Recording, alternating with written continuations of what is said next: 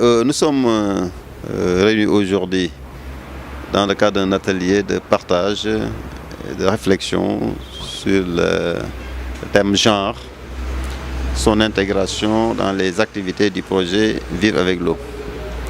Il s'agit de redéfinir ensemble et de repréciser les contours de la dimension femme dans l'exécution de toutes les activités du projet. Et cet atelier regroupe tous les partenaires, membres du consortium chargé de la mise en œuvre du projet et de certains de nos partenaires stratégiques. Cet atelier est animé par des consultants de renommée internationale reconnus dans le domaine du genre au niveau du Sénégal et sur l'international.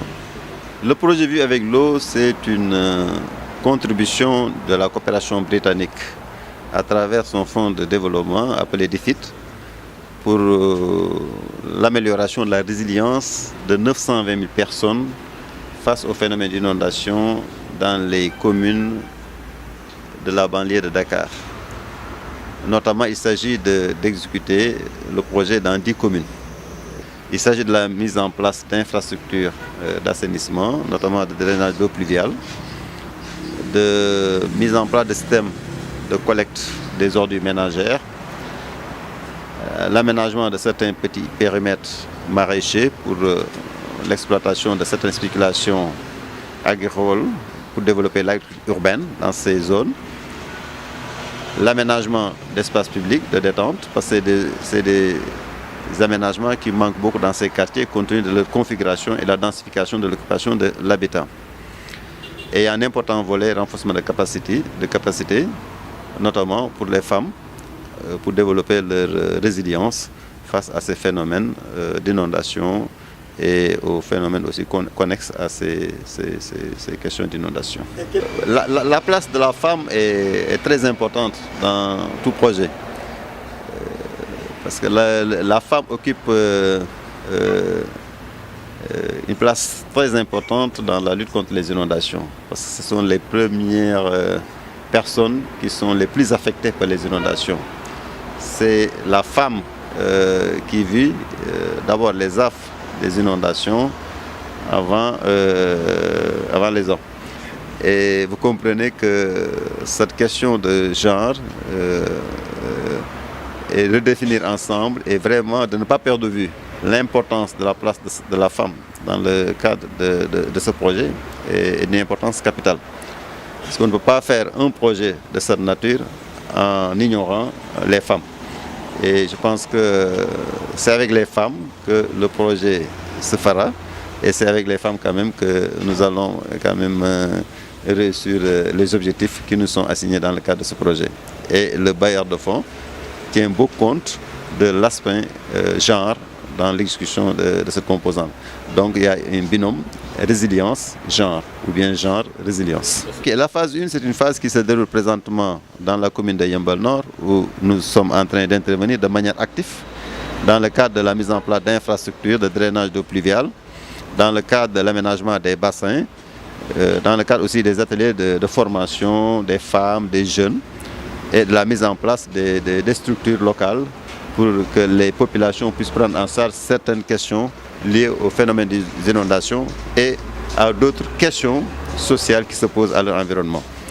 Donc au niveau de Yeumbeul Nord, le projet est actif. Nous sommes en train de préparer la phase 2 du projet qui doit se dérouler en 2017 et cette intervention sera généralisée dans les 9 autres communes, donc parmi les 10 que je vous ai énoncés tantôt. Il faut comprendre l'historique du projet. C'est un projet qui était là et qui a connu une phase pilote dans le temps et qui a été restructuré.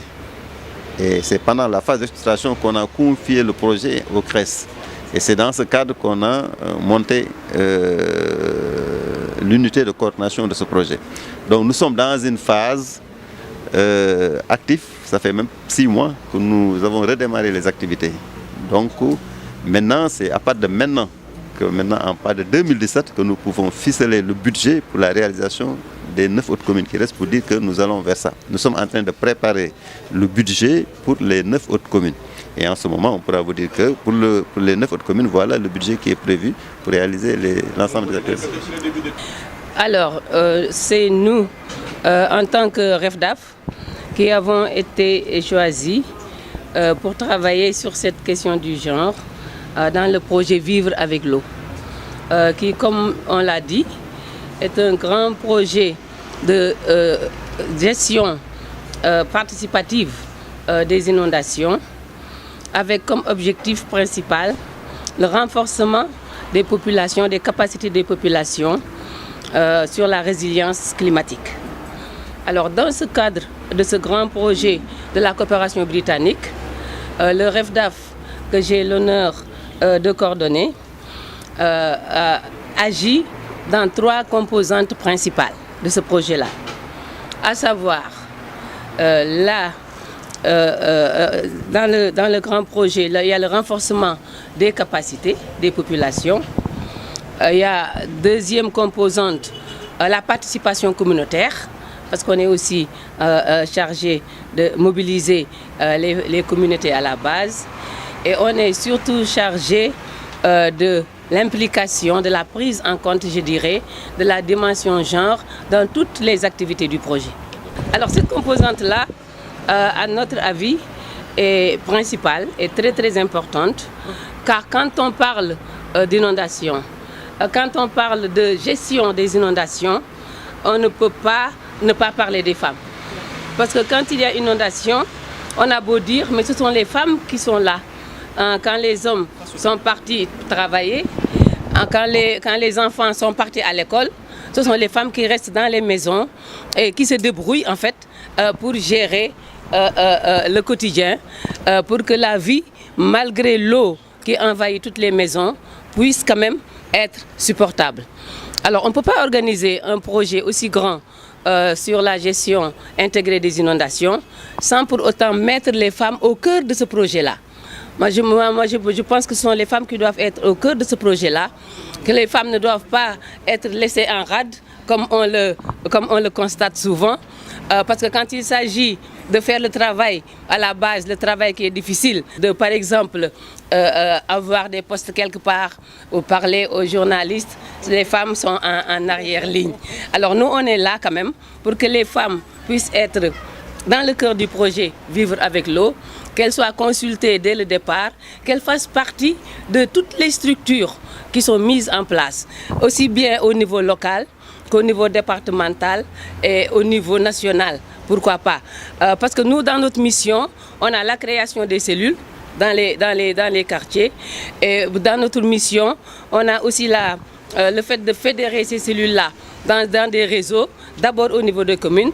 Et au bout du compte, on aura un grand réseau des femmes pour la résilience. C'est comme ça que ça s'appelle. Le genre, en fait, c'est vrai qu'il y a beaucoup d'incompréhension pour certains, mais le genre n'est rien d'autre que la relation entre un homme et une femme dans une société donnée et à un moment donné de l'histoire de la relation. La résilience est la capacité qu'ont les ménages ou bien les femmes à faire face aux chocs exogènes mais aux chocs endogènes. Maintenant, le lien n'est rien d'autre que ce qui parle de relations hommes et femmes. On part du postulat que la femme est en dessous de l'homme. Donc la femme manque de pouvoir. Et comme elle manque de pouvoir, en cas de choc, en cas de crise, en cas de choc, elle est la plus habilitée à subir le choc. Donc on lui donne les possibilités, les capacités à faire face à ces chocs-là, que ça soit exogène ou endogène, parce qu'au sein des ménages, il y a des chocs qui peuvent surgir. Donc le lien n'est rien d'autre que faciliter, booster l'équité sociale, booster la justice sociale, mais booster le développement pour qu'en fait on n'en souffre pas. Quel est le résultat attendu au sortir de cet atelier? Alors, au sortir de cet atelier, c'est un atelier de 2 jours. Ce que nous voulons, c'est d'abord harmoniser la compréhension. Que chacun de nous puisse avoir la même compréhension en tant qu'acteur du projet. De la compréhension du genre, mais la compréhension de résilience. Ça, c'est un. Deuxièmement, de voir comment rendre la résilience et le genre ensemble effectifs dans l'exécution des projets, dans l'exécution des programmes, mais également de permettre à les différentes composantes du projet de faire une relecture de leurs indicateurs par rapport au genre, mais également par rapport à la résilience.